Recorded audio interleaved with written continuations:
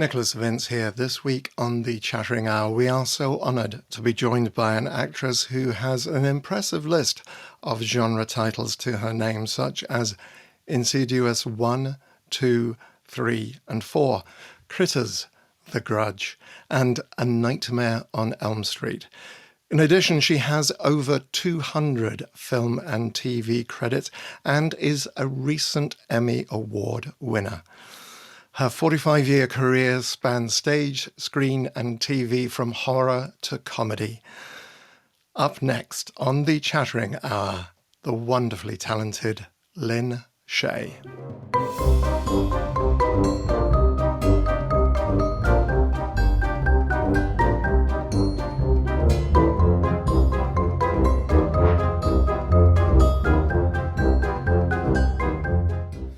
And we're back with our special guest, Lin Shaye. In addition to the horror films which I mentioned, Lin is well known for her comedy films such as Dumb and Dumber, Kingpin, Stuck on You, The Three Stooges, and There's Something About Mary. She's also a TV regular on series such as Penny Dreadful, City of Angels, and recently won her Emmy for a recurring role on East Siders. We could go on for another 15 minutes or so, but let's hear from the lady herself. Lin, thank you so very much for joining me today.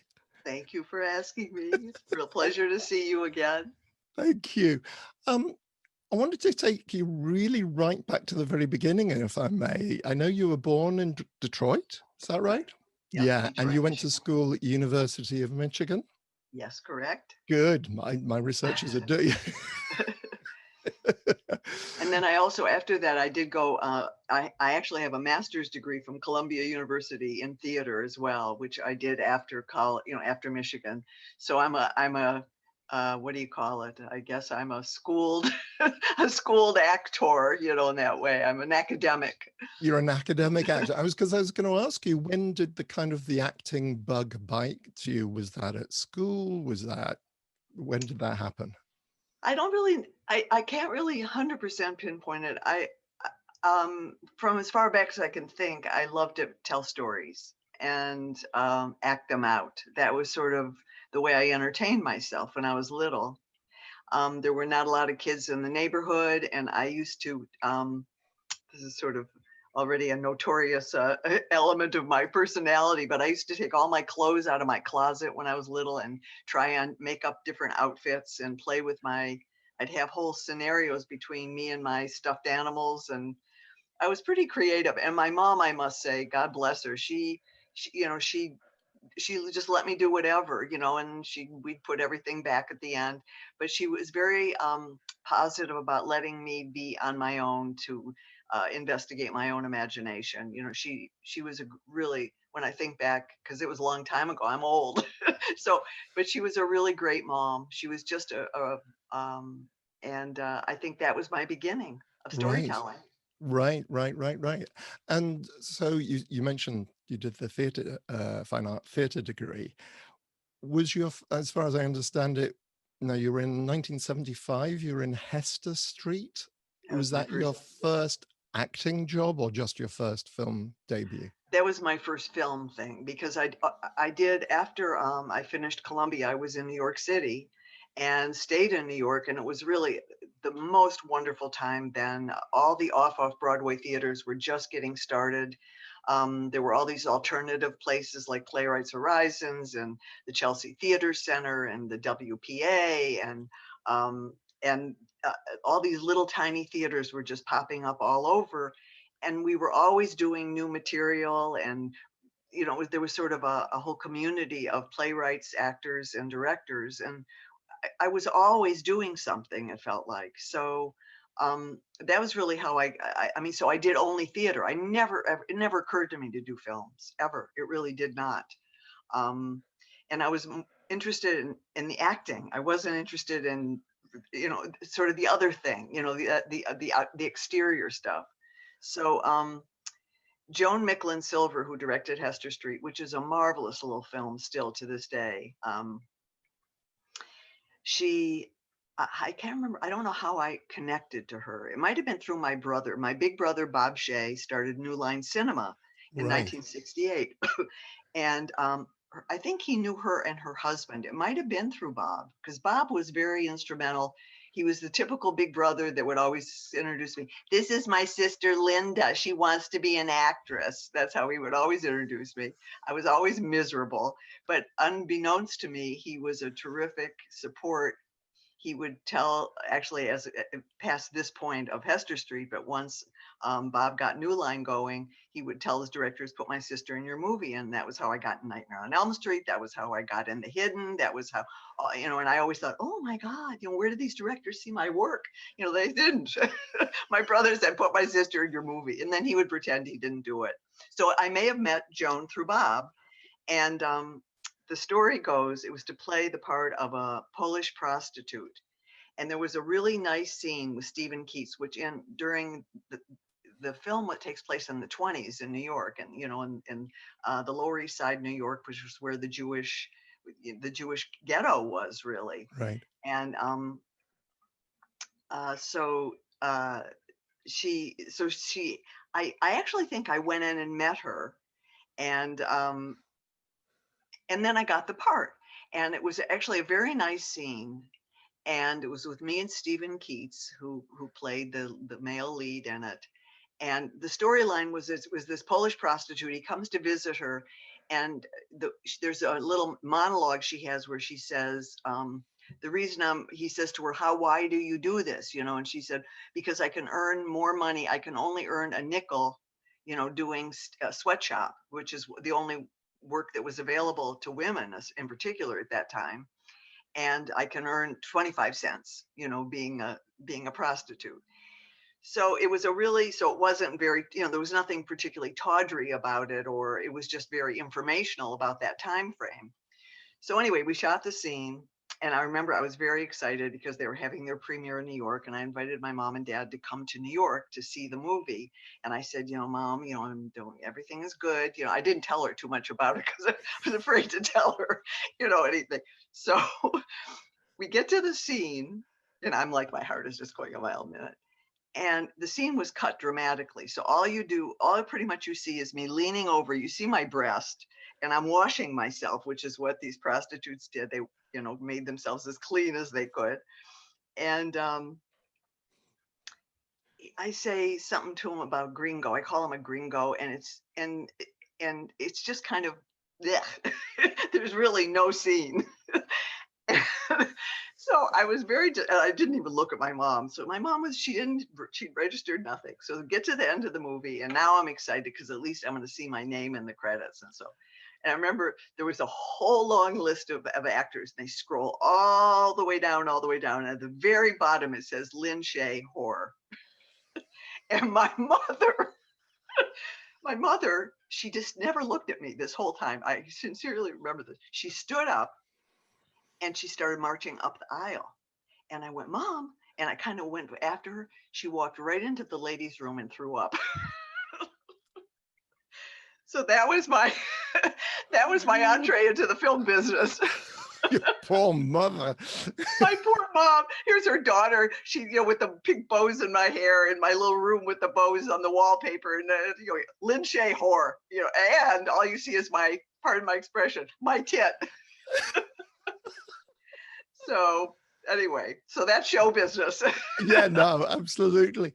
And of course, was it in New York that you joined the Actors Studio? Actor Studio, yeah, it was. Yeah. And Lee Strasberg, I was fortunate enough. That was really a very fertile time for the Actor Studio in New York then, especially. I mean, it was, Bob De Niro, Robert De Niro would come, and Shelley Winters was there and would moderate, and Ellen Burstyn, and really the greats were still. It was they held the classes in a little church, and right in around 40, I think it was like 44th Street, and you had to audition, and I had finished school at Columbia, and then I started taking classes with Uta Hagen, which was also one of the most, I learned probably more about how to act, how to prepare a scene from her and Stella Adler than anybody. They were really amazing teachers, and about breaking down the material. And understanding the storyline and supporting the storyline with the choices you make as an actor. And Uta Hagen was very hands-on about objects, using objects to give you a physical life on set, and things people might not think you would use, and you see something around you and you pick it up and suddenly you've got behavior going on. So, and I wanted to be a part of the Actors Studio, so you had to audition. And Mark Rydell was also very involved. God bless Mark. He's here. He's in LA. I haven't seen him lately, but he was very, very active at that point too. So every Friday you prepare a scene. Anybody who is a member, and I became an observer. Sally Kirkland, who is still in my world right now, we Facebook each other and all that. She was very active at the studio, and she was always naked. Forgive me, Sally. But it is true. Every time the scene would start, there was Sally naked. You're doing in the lotus position on stage, getting ready to do her scene. And Sally was teaching a yoga class, and I was also got involved in yoga, and so she let me be an observer. In other words, I wasn't a member yet, and so you could go to the sessions. And I don't think you could work yet. I think when you were an observer, you literally just come and observe. And so I started auditioning, and we started doing different, and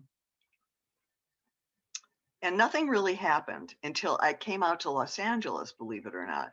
I mean, I would go to the sessions and stuff, but it was out here where Mark Rydell was the main moderator that I auditioned. And then Strasbourg, I'm forgetting the timeline exactly. No, I was already a member when I came here. Strasbourg made me audition 5 times. And he just kept saying that, and that's his way. That's what he kind of, as well as the quality of your work, he was very interested in your perseverance, and if you had any. And if you quit and got pissed off, then bye-bye. Go find another acting school to go to, darling. But I never went to the Institute or anything. It was just the studio, and having his validation was really extraordinary, to be honest. And Right. he really liked my work. I remember that because he was very critical. And he said something to me once. He said, "You're very commercial." And I took that as an insult. And then I realized later what he was saying to me, "You're going to work." That was his way of saying you will be a working actor. And lo and behold, so far so good. I don't know, after this pandemic, I hope somebody remembers who I am. I'm sure. No, I'm sure. I'm looking at the body of your work. I'm sure. Funnily enough, you've spoken a lot about, and some of the things that were mentioned during that time. Is there one piece of acting advice that you can clearly remember, apart from just keep at it? Let me just think for a second. Tell the truth. I mean, that was something Strasbourg was very, that's something I really got from him, and from someone like Uta Hagen, is because I remember him once sort of saying, "There's no wrong. There's no you did it wrong. There's no doing it wrong. If you are telling the truth, you're doing it right." And that even if the choice you made is different than what the director thought of, sometimes you surprise him and yourself. And that's something that I must say, very emotional actually,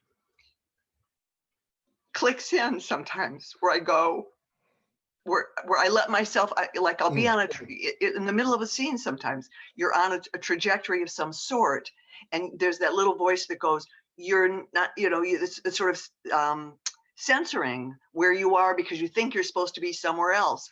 And I've learned to shut that off and to let that other part come through. And especially in film, which can be edited, that's where your gold sometimes lies, is you will find a piece that the director didn't think of, that you didn't think of, that nobody thought of, that suddenly ignites the scene. So remembering that piece of advice carries me through my own truth and my own sometimes random things that come in the middle of something where you never stop and go, oh, I'm sorry, let's do that. You know, you never ever stop until your director says cut, unless, you know, I mean, obviously there's little bits of, you know, there's some Yeah, things that are a little bit different that you would stop, but in general, that would yeah. be what I would say, is tell the truth. Tell the truth. Thank you very much indeed for reminding me of that. I remember, yeah, once being complimented by a director, feedback, you know, roundabout after I'd worked with the director, and the feedback I got was, Nick's very good, because during comedy he tells the truth. He just knows that that's what it's all about. Yes, no, thank you for reminding me on that. Yeah, yeah, Yeah, I'm getting emotional about it. well, it's why we do. I mean, it should be why we do what we do. Yeah, You know, I mean, actors are actors for all kinds of reasons. We know that. But I honestly think that is why I'm an actor. Because I've said this before, it's the safe place to tell the truth, to really tell the truth, because you're in a story that's been created. It's all manufactured except for you, who's not manufactured. And to find that element of story and to tell the truth within it we're in a safe place to do it. In real life, you can't always tell the truth. We lie all the time to people we love, to people we want to impress, to people we don't like. I mean, there's a million ways that we deceive ourselves and people around us. And I think as an actor, you have that luxury of being able to tell the truth in a safe spot and to communicate what you really feel. yeah, yeah. And that's, yes. Well, funnily enough, I'm thinking as a writer as well, when you're writing, that moment where you, I think as a writer, I know when I find that phrase, and it's not just the beauty of the phrase itself, it's that moment you think, yeah, that's what I'm trying to say. That's the secret I'm trying to It's the reveal. aha moment. Yeah, no, absolutely. Oh, that's brilliant. Thank you. So presumably that helps you very much when in 1978, Jack Nicholson chose you for a piece in Going South. One line. And that's how I came to California. I mean, that's a whole long story. I've told the story many times, but I'm happy to share it again. I was in New York. I was, you know, acting in all these small off Broadway theaters, and in my theater community. And I was supposed to go to Boston to do Candida with Eva Marie Saint, and I was so excited because she, to me, is still one of the great actresses of the 50s, 60s, 70s, 80s, 90s, 2000. I mean, she's just was a beautiful woman with great talent. And I got fired. I hadn't gone. I hadn't even left. And they called me and said, you know, we're releasing you from the. And I went. I had a real meltdown. I mean, I didn't understand. And it wasn't until later they sent me a note, and they said, because I auditioned for it, and they said, we want you to know. And I didn't even read it. I was so upset. And it wasn't until months later I found it. And what it said is, we want you to know you did the best audition of anyone that came in. It was for the role of Prossy, who was the secretary to Candida in the George Bernard Shaw play. And they said, I looked like I was 12 years old. I mean, I was in my 30s, I think, but they said, you made Eva Marie Saint look old because you look so young. And we were afraid you're supposed to be in your early 30s. You look like you're 12. And she's supposed to be just a few years older than you. And she's in her 50s playing younger. So but I didn't know that till later. And I got a call from my agent, Gene Parsagian, who became a very, very powerful agent after he was after me. but we did love each other and respect each other. And he called and he said this odd thing. He said, Jack Nicholson has just inquired about you for a film they're doing. And I'm going, what? And he said they were just here in New York, and they've gone back to Los Angeles, but we're sending. And I said, well, what did you do?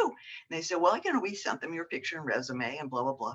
And I mean, I was also sort of out of the canon anyway from this whole other experience, because I had just gotten fired literally a few days before that.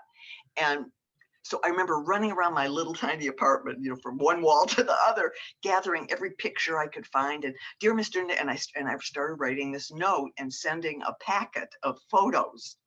This is me with curly hair. This is me with short hair. This is me with a bow and it was really ridiculous.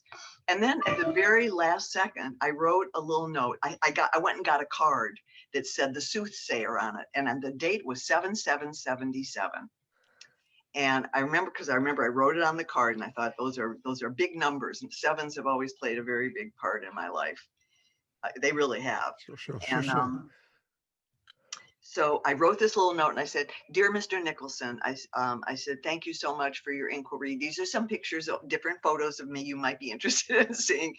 And as an afterthought, I opened the envelope and I put, "P.S. I plan to be in Los Angeles for a short visit in the next week or two," which was totally bullshit. I mean, I put it, sealed it up, and took it over to my agent's office. And I think there was no FedEx yet. I think they were still doing special delivery. And about a couple of days later, my agent calls and says, "Do you know him?" And I said, "What?" They said, "Do you know him? Because we just got a note from Jack saying he wants to meet you as soon as you're in LA." So I packed dirty laundry. I made a reservation and I left the next morning for Los Angeles. And I got on a plane. I got a fever blister. I was so the size of a basketball on my mouth. I could feel it on the plane growing. Buckley was out here. She was a friend of mine from New York. She got me a place at the Chateau Marmont. She said, "Just come. I'll get you a bungalow." So she got me a bungalow at the Chateau Marmont, and I literally went from the airport to the chateau with a fever blister like this. And my appointment with Jack was the next morning at 10 a.m. at Paramount. And I mean, it was just, it was such an out of body experience, the whole thing. I mean, I honestly, I didn't know where I was, what I was doing. I had this big thing on my mouth. I could barely talk. And I just was ignoring it. Just said, I'll put on a lot of eye makeup, and I'm going to wear this cute little top, and I've got a little pair of boots and jeans and I called the cab because there was no Uber yet then or anything either. I remember I called the cab to come at 9:15 because I had my appointment was at 10.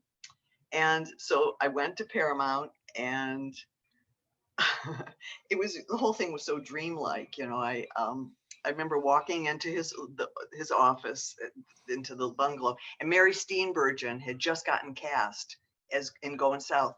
And her story was also, she was a waitress in a restaurant, and he saw her in the waiting room waiting for somebody and made her come in and read the whole script with her and hired her on the right then. I mean, he's an extraordinary guy. I mean, that's the first thing you have to say about Jack Nicholson, as well as an actor. He's one of the most spontaneous, to me, kindest people I've ever met. And so I walked into his office, and my picture was up on his behind his desk with a bunch of other actors and stuff. And he has his head down. And I remember he looked up at me with that true shit-eating grin of his, and he said, "What happened to your mouth?" And I went, "Oh," I said, "I know." I said, "I didn't really just come out here to meet you. I swear to God."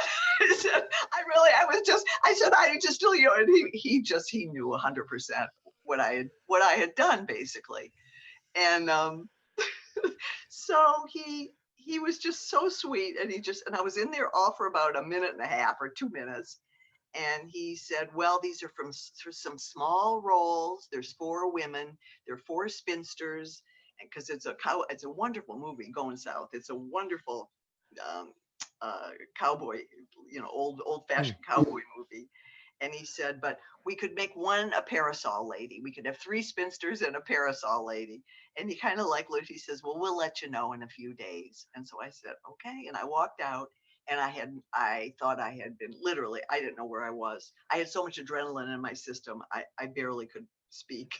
I was just like, and I had the cab take me back to Betty Buckley, who I would just grabbed onto like my mother, just anybody. And she really is. She's an extraordinary woman, an extraordinary talent, who I was so thrilled to have invited into her life here at that Mm. point. She really did. She said, we'll stay for a while and we'll see what's going to happen. And she really kind of took care of me. And some days went by and I got a job based on a tape that I brought from New York. That I brought from New York. And I got a job on a movie of the week. This was Jeff Fisher was his name, was a casting director at Universal. God rest his soul. He died many years ago now. And he hired me. And it was F. Murray Abraham and Judith Light. It's called Sex and the Married Woman. It's a movie of the week. It's still on. You can still find it. And it was this small role. These are great stories, actually. It was a small role to play F. Murray Abraham's sort of snarky wife. And I'd never done any television. I hadn't done anything really. So I went shopping for wardrobe. And I got this little t-shirt that said sexy on it and these little earrings that were I still have them. They were little palm tree earrings. And I had this idea, because she's supposed to be in the kitchen when the scene opens. I had this idea that I was cooking a turkey. So I'd be coming out, and this is Uta Hagen. Thank you. I was going to come out to the scene with a turkey leg. So I went to Nate and Al's in Beverly Hills. I bought a turkey leg. And I take all this stuff to a television set. And Jack Arnold, who was quite a famous TV director, was the director. I mean, this was a big deal. F. Murray Abraham, Judith Light, a big movie of the week. And so I come in and I'm very, I've done my work. I did my work. And I come in and I say, so I thought I brought this little shirt. And I remember, because they brought me to set to meet Jack, to meet Jack Arnold. And I came with my little grocery bag full of stuff, of the t-shirt and the earrings and my turkey leg, pull everything out. And they were just like, I remember everybody kind of backed up and they were just sort of sitting like this, watching this. And I was so committed to what I was doing. We used every single thing I brought, including the turkey leg. And it's there. I'm looking up Sex on the Married Woman. There I am, come out of the kitchen with a turkey leg in my hand.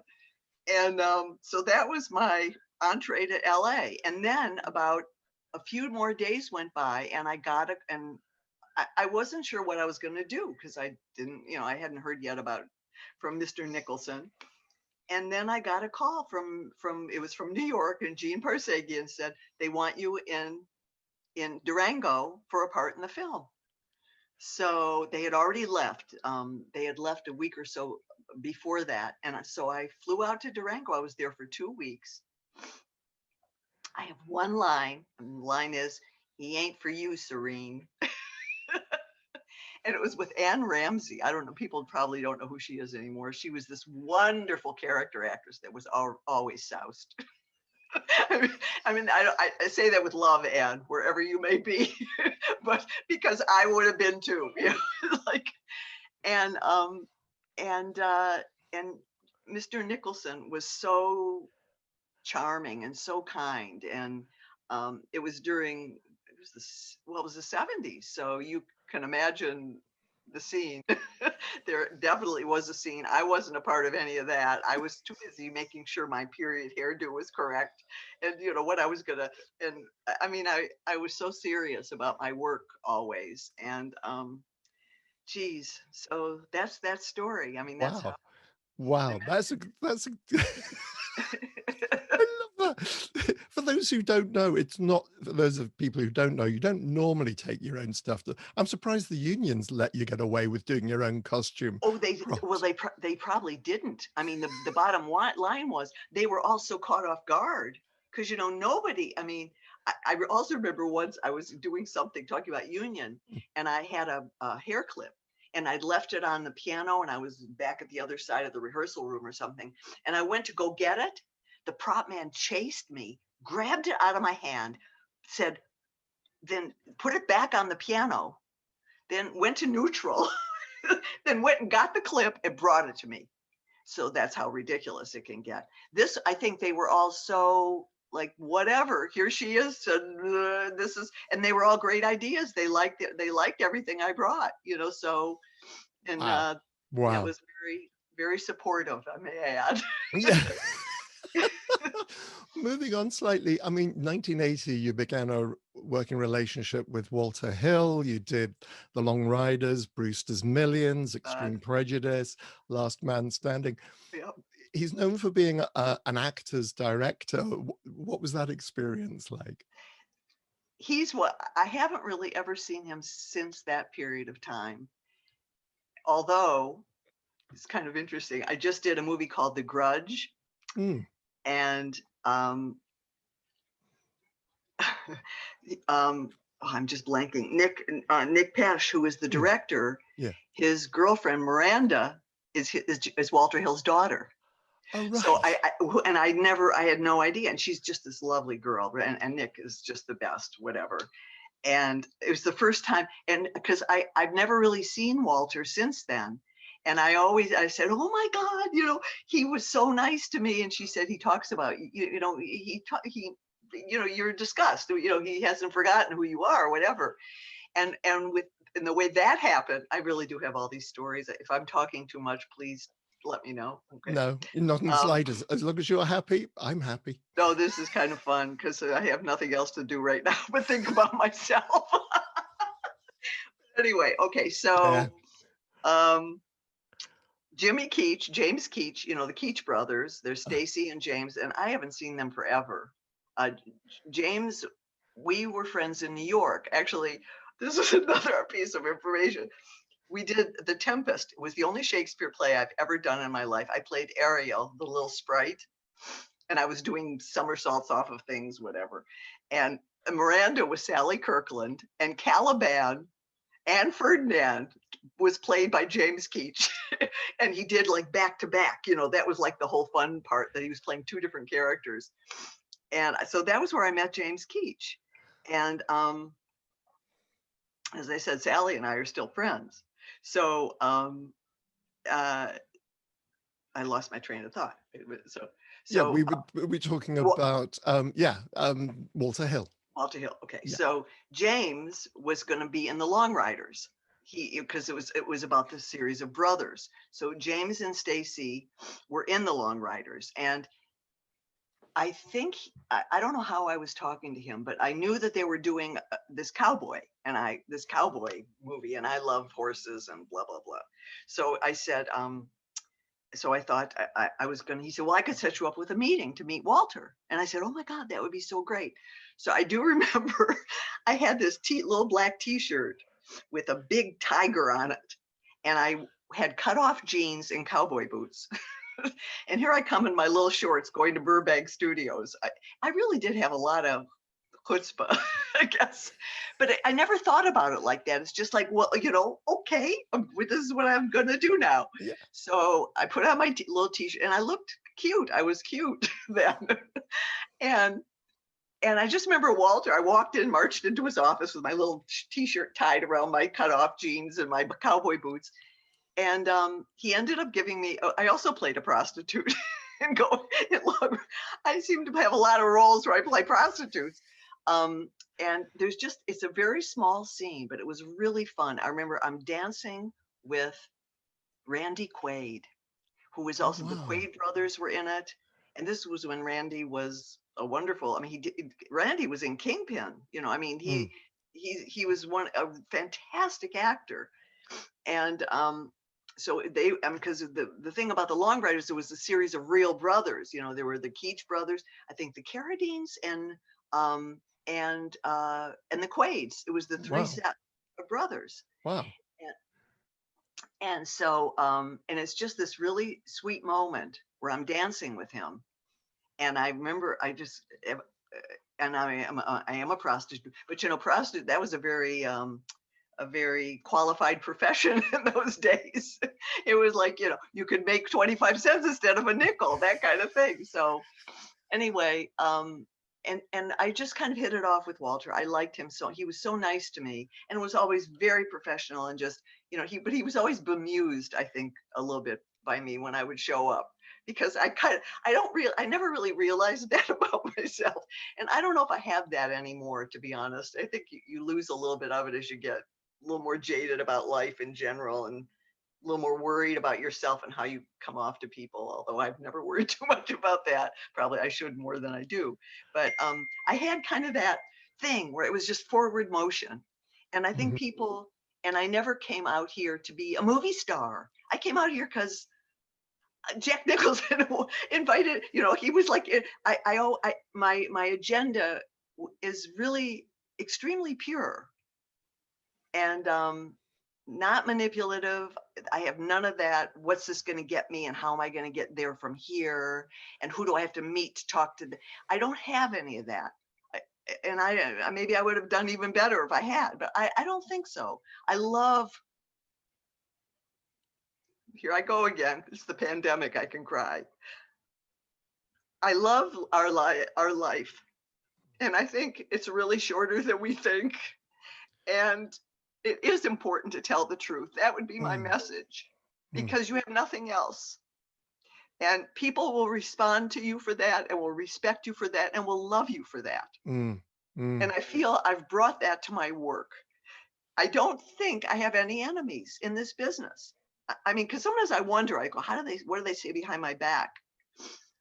Because people do talk behind your back, you know mm. that. But I treat people very well. I'm very professional, but um, and I love with a passion telling the truth. It's not even about acting so much as I love that opportunity to really, really share sort of whatever knowledge my being was gifted with on this earth. I mean, it's really cosmic in a way. So that's all. Well, no, no, that's beautiful. Thank you. No, thank you so much. Thank you. And now my mascara is under my eyes. So forget about it. So glad I didn't put mine on today. Um, I found a good one. oh, I'll take that note. All Um, right. Excuse me, I'm gonna blow my nose. no, thank you so much. I think because listening to you talking about telling the truth, and I think this is what is so frustrating. I think during the whole pandemic, we hear so many lies being told. We hear, basically, I think we hear an awful lot of fear. And it's Totally. just like, people are so scared. And when you get so scared, you just want to believe whatever's nice. You don't want to believe the difficult truth. You'll just believe what's comfortable, what's easy, what makes you feel secure. And I think when you get the chance to tell the truth, there is something incredibly freeing about that. I think, you do Well feel put. the weight come off your shoulders when you just say, this is the truth. Oh my God, what have I just done? But But I think this it's is the so truth. important that you do that. Yeah. Oh, thank you. That's wonderful. Thank you, Lynn.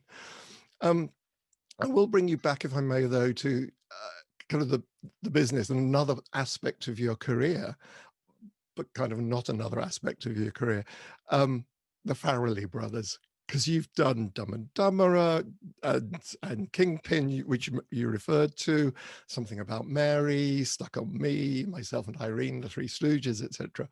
What are the Farrelly Brothers like to work with? Oh, they are just fantastic. I mean, it's again, a very long story of how I got into, how I met them basically. And Dumb and Dumber was my brother. Dumb and Dumber was a New Line movie, and it was Right. Pete's first movie.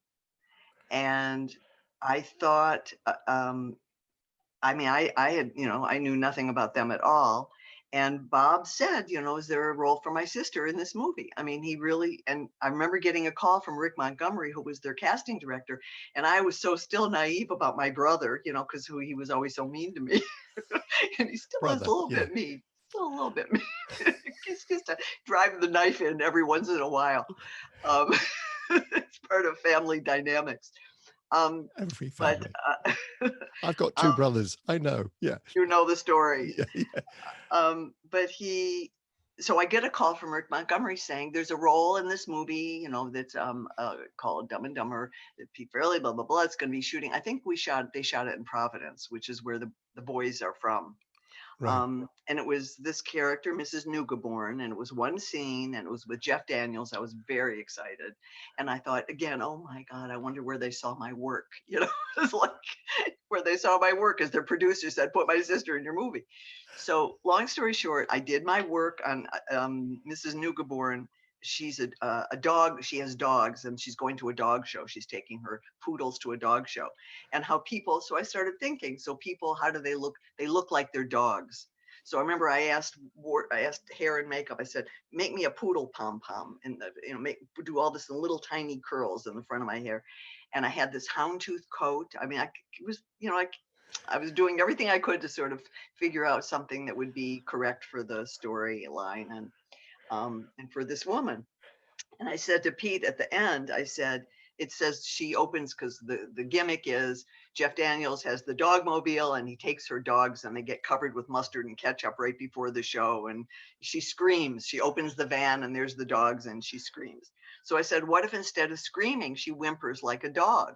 And she goes, oh, oh, oh, oh. And Pete just kind of, I remember he kind of looked at me and he said, that's a great idea.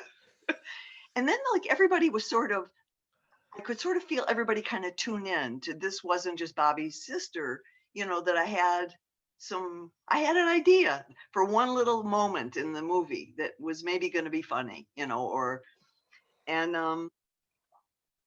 so we shot it and I went back home and I got a very nice note from Pete. And then my brother sent me a note. This is how Bob operates kind of. It says, here for your scrapbook. That was the note inside the note. And it was a little note from Charlie Wessler, who is the Farrelly Brothers' dearest friend and a great producer. And he produced all their films. He was one of their producers. Still, he's on there. I think I'm sure he worked on Green Book with Pete. They are very loyal to their family and friends. That's one great thing about them. I mean, like nobody you ever saw before. Right. That's their allegiance. Right. And so it was a note that Charlie sent to my brother saying, dear Bob, thank you. He said, usually when a head of a studio sends us a family member, this is the first I heard, because when I called Bob to thank him, he said, get your own job. I didn't do anything with it. So he said, usually when the head of a studio recommends a family member, we all run the other way. He said, but in your case, thank you for sending us Lynn. She did such a great job in the movie and blah, blah, blah. So that was Bob's way. We never really discussed it ever again. I mean, that was Bob's way of communicating with me. And that was the beginning of my relationship with them. And then Kingpin has a whole nother story, long story, which I'll make a little bit short, but I saw they were doing this film. I tried to get an audition. Nobody would, they just wouldn't respond. I mean, everybody, Rick Montgomery, even Pete, he said, we love your work, but you're just not right for this role. The character was described as the angriest, ugliest woman God ever let loose on the planet. That was the character's description of Mrs. Dumars in Kingpin. And they said, we just don't think you're right for that. And I was like being an Uta Hagen, Stella Adler, Lee Strasberg.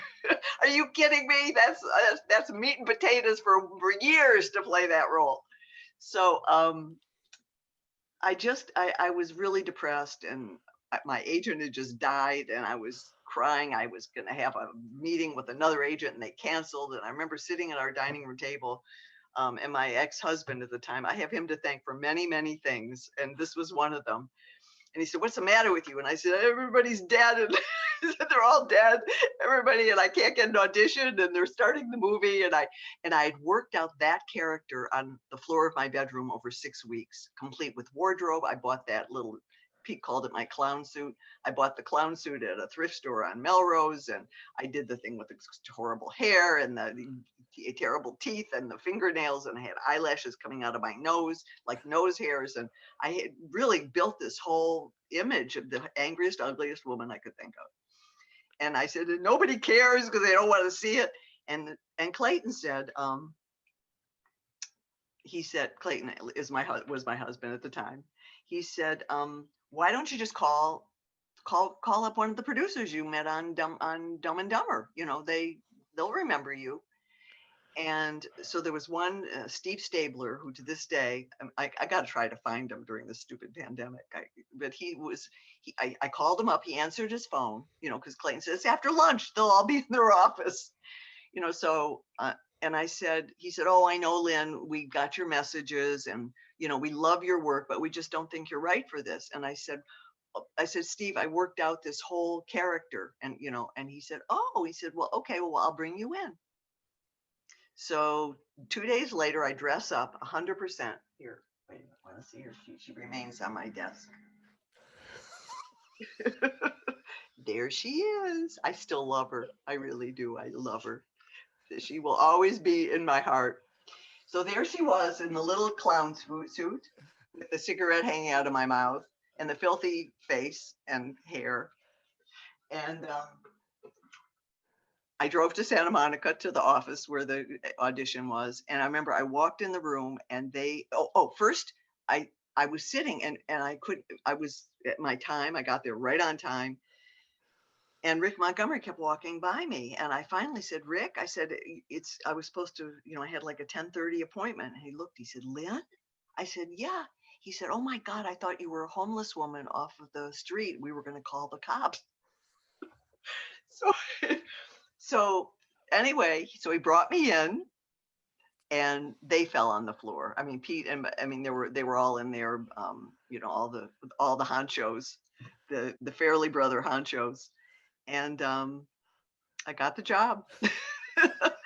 So that's how and they made me audition for Something About Mary. I remember I had a whole nother idea. They're rough. I mean, Pete he's tough as a director, and he knows exactly what he wants, and he's extremely talented, and that sweetness seeps through, but sometimes he's really like, this is how I want it, kind of thing.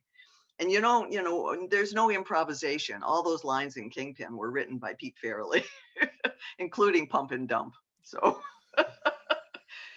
because people ask me that, no, I mean that's to the letter. And same thing with Mary. I mean, we finally figured out Magda. We kind of worked her out together a little bit, and then I had smaller roles as time went by, but I guess I sort of answered your question, but the bottom line is they are extraordinary talents. Bobby too, the two of them, and they come from a family that's like a clan. I mean, I became friends with his mom and dad and his sister. There's a big family. I think there's 5 in the family, and they're great people. Right. Great people, talented people, kind, smart, loyal. Everything you want to say good about a human being, they are. Right. Wow, that's always good to hear, and it's always lovely to hear somebody, a guest, talking so enthusiastically about people you've worked with. Now, I wonder, and this is obviously a comedy, and I feel that we really should move on to some of your more horrific parts. I don't know how that happened either. Don't ask me. The answer is, I don't know. Right. I don't know. Yeah, as is often the way. I mean, I think obviously you'd done Nightmare on Elm Street, which you mentioned, that was your about, and that lovely. My brother. Yeah. What about 2001 Maniacs? Tim Sullivan, who is still one of my favorite people. I haven't spoken to him lately. I don't remember how I met Tim, but he told me he was doing, he told me that they were doing this movie, and he had done a whole series of cartoon drawings, like sort of a storyboard, and Granny Boone, he had her with a coonskin cap and sort of a kind of real hillbilly. And I thought, and I said, I think there's a more interesting way to do that. I think, because she lives in this because also when I saw the set pieces where we were going to be, they were shooting at this historical village, basically, I guess in South Carolina, I think. Which was, they moved all these old Civil War and buildings, and they created sort of a park. So people pay money and you go through these old homes and stuff. So the mansion was one of those places. I'm surprised they let us do it, but they did. And I said, it looks like sort of a Scarlett O'Hara, it's like a mansion. So I said, what about this idea for being this sort of Southern belle who's half Scarlett O'Hara and half Black Widow Spider? she's really also this very hi, very sweet with lemonade, anybody, with a real Southern accent, not hillbilly, but real lady, a real lady. And so that was how we built the character. And of course, Robert Englund, who I knew through Bob, and I knew, I didn't meet him on Nightmare on Elm Street Right. because we didn't have any scenes together, but we had sort of become friends over the years. And it was really fun. I mean, it's a really gory film. I started watching it not too long ago, and I was shocked how I forgot how much about the dismembering, and I mean, there's really some gruesome stuff in that movie. And Yeah. but it did very, very well. And then, then of course we went on to the second one.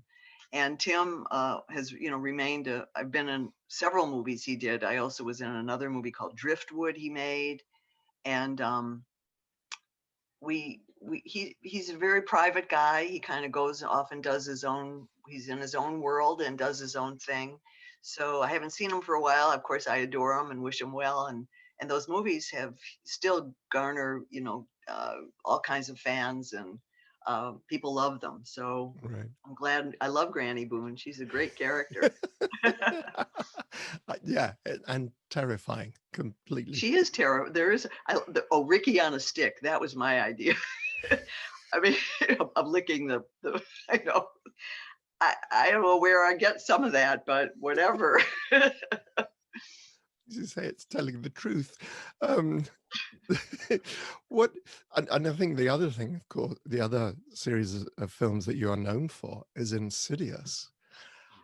Now, how did that kind of come out of 2001 Maniacs? Or? No, nothing. Oh, well, in a weird way, Tim Sullivan introduced me to James Wan, Ah, which to this day, I don't even know. I mean, they're not close friends, so I don't really know, but I know Tim was invited. I was having a little gathering at my house, and he brought James. And James was a fan of a little film I did called Dead End. That was, I think, from 2003 with me, Ray Wise, a wonderful kind of Christmas movie. It's still one of my favorite movies ever. oh, right. And Yes. so I did meet James through Tim, and James was a fan of that film, and I remember I had a copy of it, and I gave him one. And that was it. They stayed about 20 minutes or whatever and left. And a few weeks later, James called me to ask if I wanted to do a little video called Doggy Heaven that he was doing with his partner, Lee Winnell. I had never met Lee. It's also still on YouTube. It's really funny. It's just great. And Lee Winnell is a treasure. I mean, he can do anything. And Lee, wherever you are, I know you're going to go, no, yes, you can. He's a fantastic actor, a spectacular writer, a fantastic director, and just one of my favorite people ever. And Lee was going to act in this one. He was playing this. It's kind of hard to describe it. It's 9 minutes long, I think. Doggy Heaven. Check it out. It's really funny. That And sounds I'm this great. character with big boobs and a big butt and a big hat and big glasses and a little dog and a gun in my purse. So that's pretty much who she is. The dog's name is Miss Marple. I don't even remember my name.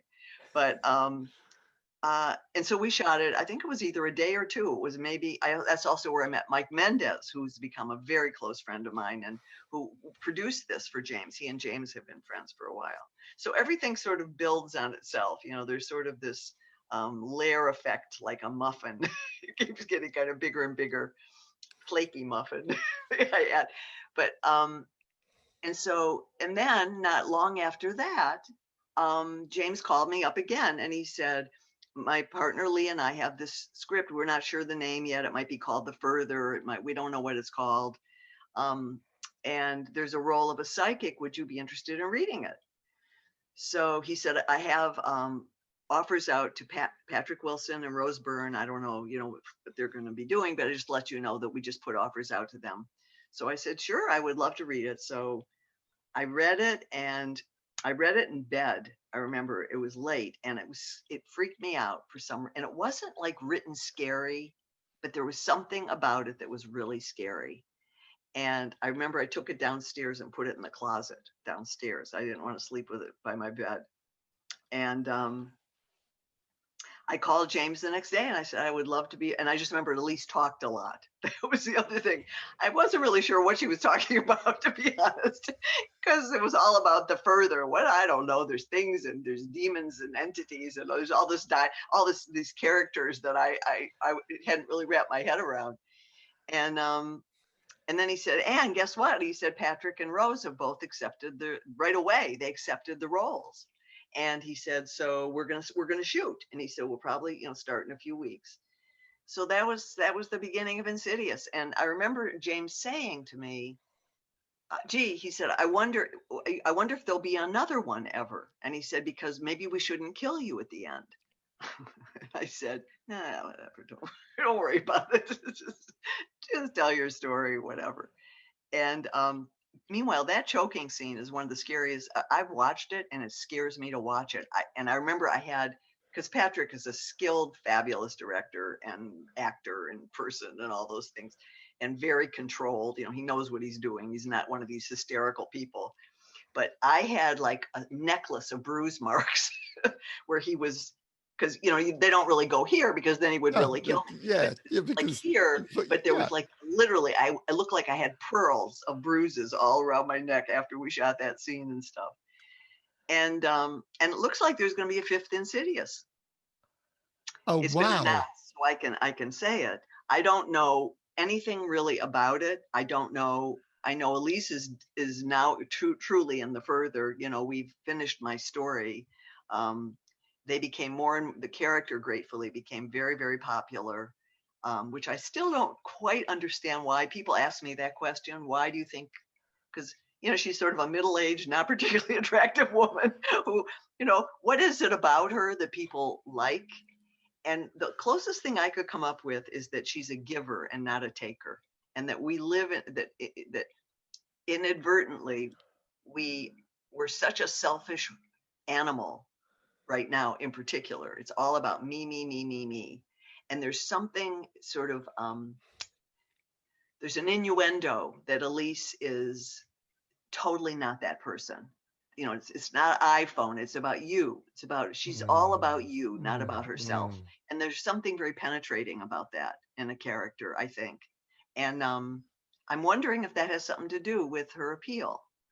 Well, I also think, you're absolutely right. But also, I think it's also her relationship with the boys. With the boys, right.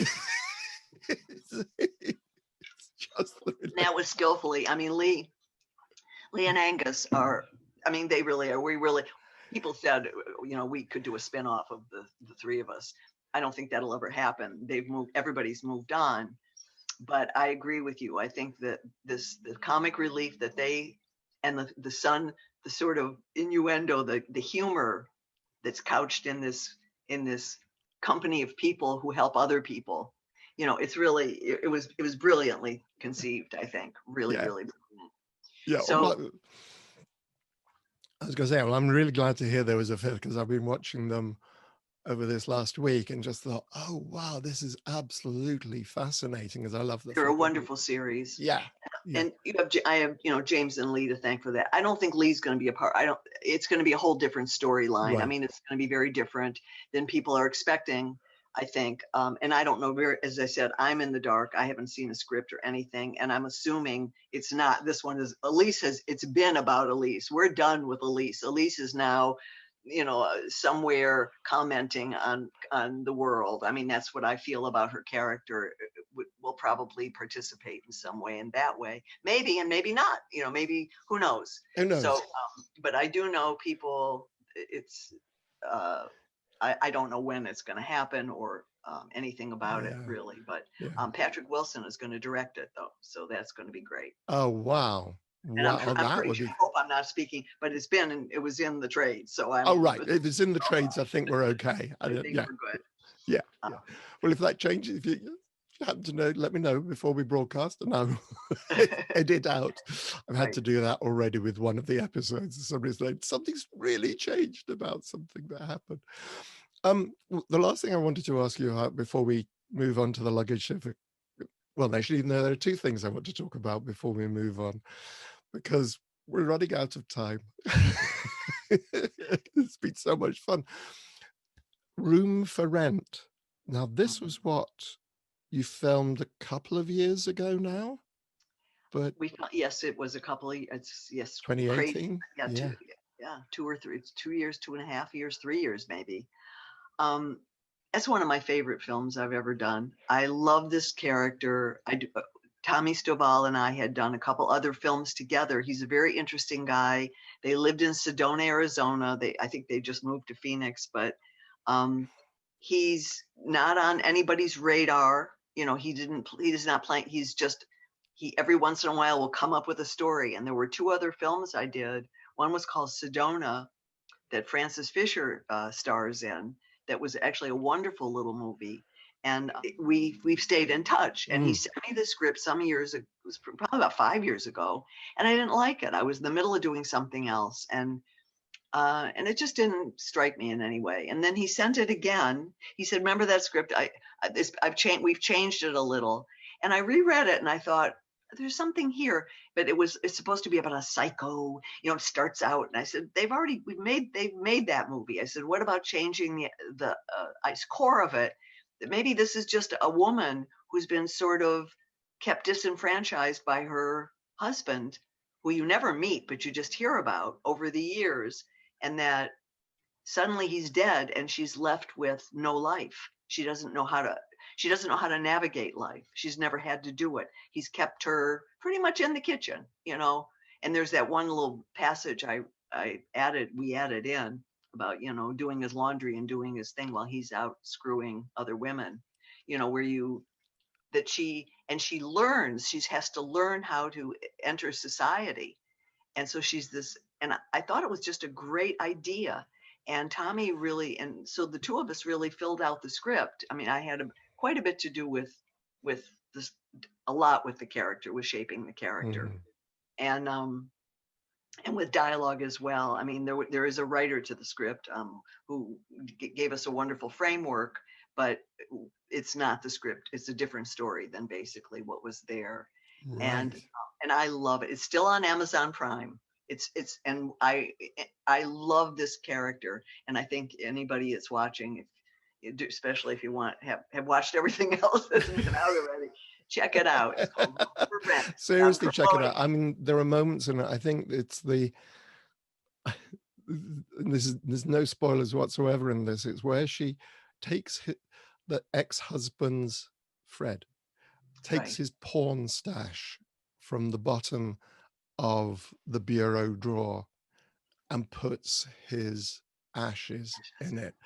And it's just like, I remember watching that and thinking, oh my God. She just slams the drawer. It's so yeah, and it's like, it's that, and it's like, and then you slowly begin to understand exactly what's going on and so on. But there are just, actually, I have to say, there are some very disturbing parts to the film. Early on in the bits in the skate park, and that whole sequence it really goes there. And I'm not talking gore. No. I'm talking about just the way people treat other people. Yeah. I'm very proud I really am. I'm proud of my work in it. I love the section where I go through his things in the bedroom. That was one of my favorite parts. I have to admit, there was one moment where it's like, I can't believe she's going. I know, right? I'm very proud of that moment, really. So watch it. Yeah, seriously, folks, if you've not seen it, it's called Room for Rent. It is 2019 on IMDb. It is still out on Amazon Prime, both in the US and in the UK. Trust me, it's a really good way of spending 82 minutes. Okay, this has been so much fun. We've still got more to do. Firstly, Daytime Emmy Award for your work on East Siders. I know, it's right over. She's right over there. Let's see if we can see her. Can you see her? Oh, wow. Right over there. I kept saying, what are they going to send me a certificate? And they said, no, you're going to get an Emmy. I said, come on. But there she is. Yep.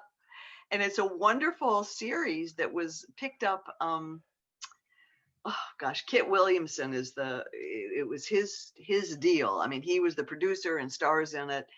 And it's a series that's it's about a gay couple.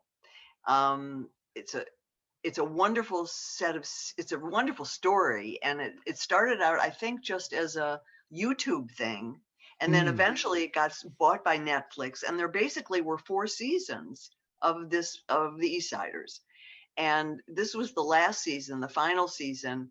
And I play the mom of a young guy who's going to marry a drag queen. And he doesn't think I know she's a drag queen.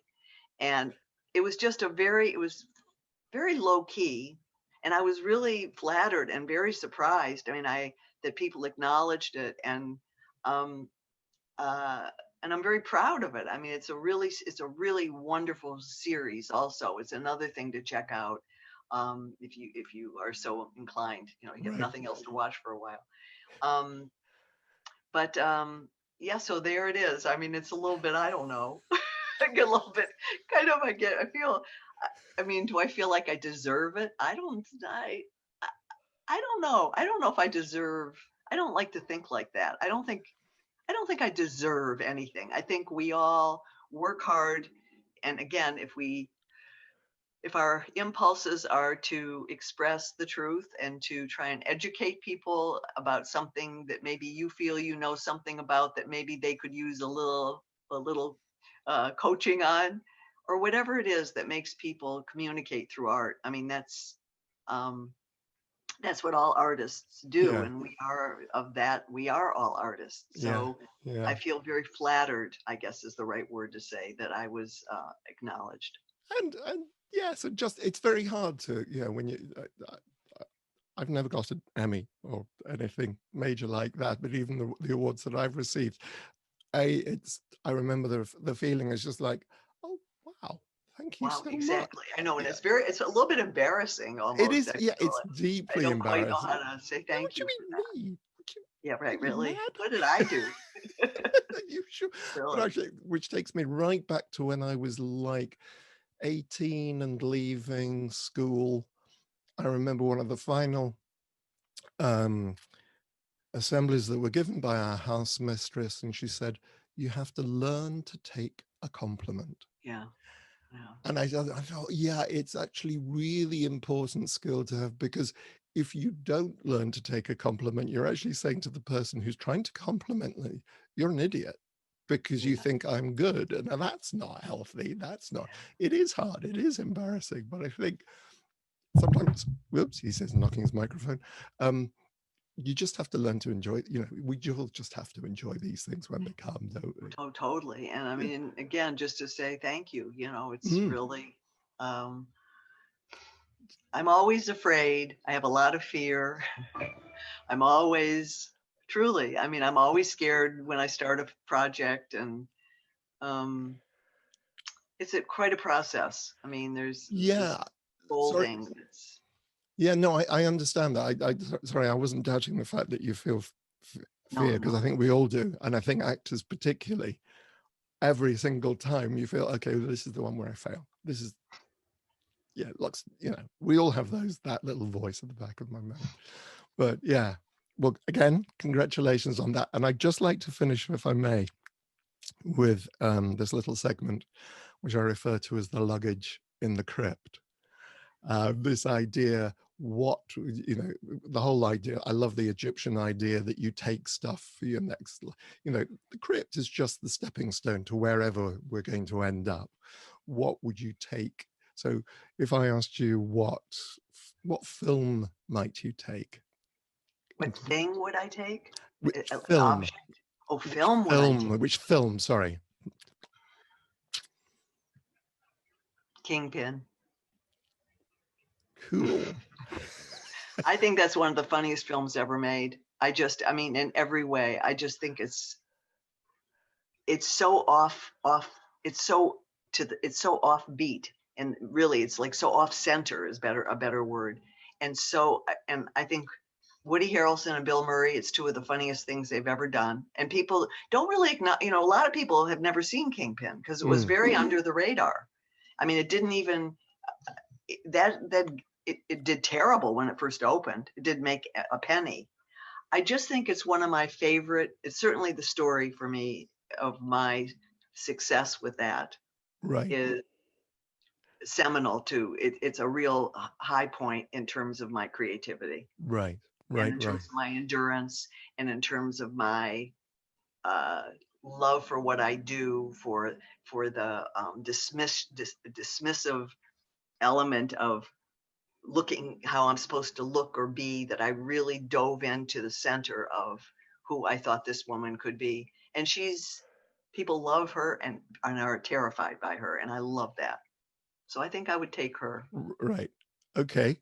That makes perfect sense to me. What about a book?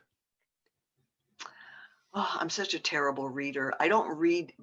I'm so sad to even admit this, but I don't read well. I'm not a pleasure reader because it's hard. I don't know if I'm a little dyslexic or Right. there's some element that never allowed me to really enjoy reading because I have to go back over what I read to make sure I remember what my it's easier for me to read scripts even because I can make notes and margins and it's 90 pages or whatever. But so I've never been a great reader. I would probably be like a child's book I would take with me. Um, The Runaway Rabbit, which is what I used to read to my son about, if you go in a boat, I'm going to come and find you in a boat. If you go on the thing, I'm going to come and be there with you. And there's something about mother's love and the drive to envelop yourself in your family and to not let them go, until they're really ready. Right. There's a wonderful little message in there. And I really am. I have a son who's an incredible reader, incredible, who read us Jurassic Park out loud when he was in second grade. And I'm not joking. I mean, and I'm so embarrassed to be his mother because I'm so illiterate. I mean, I really have chagrin about that. I mean, and there's something about hopefully the way children are taught to read today, it's a whole different story. Because I remember this little girl up the street who was maybe 4 and literally sat down and read an entire book to me. And I thought when I was 4, I knew, go Jane, go, puff, puff, bow wow. That was how I learned. That was what I I learned in remember those books. second grade. How disgusting is that? And because we just weren't given any credit for having brains as little kids. And we now know that's the most fertile part of, that's probably when you learn the easiest and the most. So Right. but I'll take The Runaway Bunny. The Runaway Bunny. It's not a book I'm familiar with. I want to go and check that out. I think Okay. it's probably a US thing. What about an album? Oh boy. Oh, I would have to be a Beatles album. Because they were so important in my life. I mean, they really, I have one image I'll never forget on the Ed Sullivan Show. This is when I was at University of Michigan. And I remember they were going to be on the Ed Sullivan Show and walking back from the library because I was late to get to the television. And all the dorm windows were open all over the quad. And you could hear like stereo, the Beatles playing. And their whole story is so spectacular. So I'd probably take the White Album. Right. Right. How I know that's a boring answer, but that's not. No. This is the truth. That's a great answer. We've not had. I don't think anyone's chosen any Beatles so far on that. Because no one's as old as me. A few of them. Well, that's the other truth. Oh God! I grew up with the Beatles. I remember watching the Beatles films and so on. Yeah, no. What about a favorite food or drink? Oh boy, favorite food. I love food. I mean, I love eating, but I love fresh things. I'm a big fruit and vegetable person. I like seafood. My favorite, if I could and I've gotten more socially aware. Like lobster's always been one of my favorite, until one time we got live lobsters to cook when I was married. And I remember one climbed out of the pot. That was the end of my Yeah, I've I never been able to eat no. them So for that. I must say I've become much more. I don't eat meat hardly ever, and yet I grew up eating beef. I was, um, and chicken, and I mean, I was not a. I didn't grow up with any political bend toward animals at that point.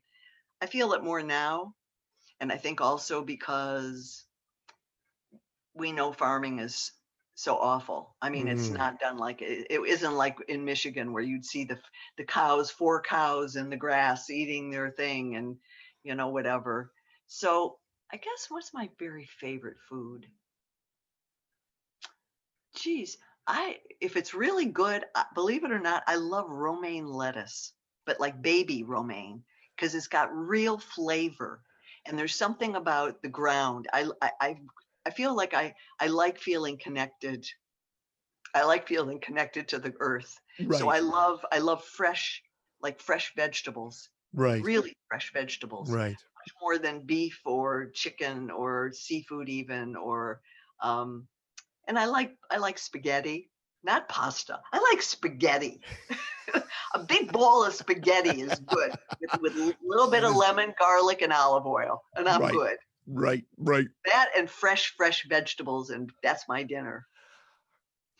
Yeah, I could, And yes. a glass of Cabernet. Oh, of course, of course. Yeah, that makes perfect sense. What about a piece of visual art? Oh man, there's so many. I mean, oh, there's so I mean, there's so many different roads on that. I don't think I Mm, can answer that question. that's Um, fair enough. yeah, I really don't. I mean, there's so many, I mean, visually, there's so many things. Story-wise, there's so many beautiful things. So, and you're speaking of film, like a Well, piece a of piece of visual art. I mean, it could be a a painting. painting, it could be a sculpture, it could just Modigliani is one of my favorite Modigliani. artists. Yeah. Okay. And I think that's because my dad told me I used to look like his drawings, that I had a long sort of face. And I have actually a print in my house of a Modigliani that I really love. So yeah, that would be. And I love all the impressionists. I was an art Right. history major, so I really Ah, loved art. ah. But that And was I can, also. Oh, I'm sorry. Go ahead. no, I was going to say, I can see the Modigliani thing. I could A see little bit. that. Now, yeah, that you have that beautiful. Yes, you have that beautiful face. And lastly, what about a luxury? Oh gosh. Peace. Just real peace.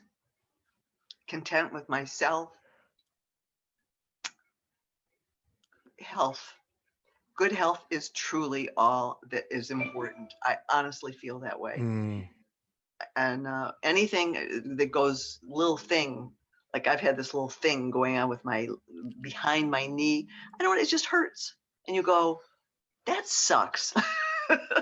I mean, I like it when everything works. When I love my body. I'm a very much feel very grateful for everything that I have and that works. And I take very good care of myself. Um, I've always done exercise and yoga, and I eat very, very well, um, and I want to be well till the day I die. That is really my greatest wish, is to be healthy and well and mobile till the yeah, day I'm done, and right. then bye bye. Let's hope for the best. Let's hope Yeah, all those yeah, angels are really up there. yeah, yeah, yeah, yeah. I think that's a perfect answer. That's a great answer. Lynn, this has been extraordinary. Thank you so much. Thank you again to Lin Shaye. What a lovely, lovely lady. And gosh, what a career. Next week, we are joined by the writer and director of Child's Play and Fright Night, Mr. Tom Holland. Join me then, and in the meantime, stay safe and well.